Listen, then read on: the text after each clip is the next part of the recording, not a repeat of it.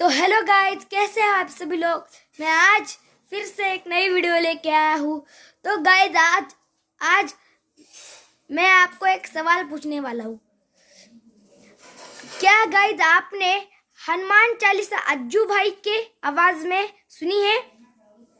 हाँ, मुझे पता है किस जनों का कुछ कुछ आदमियों का सवाल होगा नहीं और कुछ कुछ हाँ। तो आज मैं आपको अज्जू भाई की आवाज में हनुमान चालीसा सुनाने वाला हूँ। तो मैं 3 बोलने पे सुनाऊंगा। 3, 1, 2 और ये 3।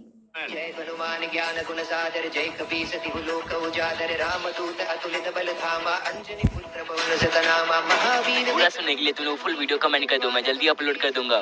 जय हनुमान ज्ञान गुण सागर। ये तो आधा है।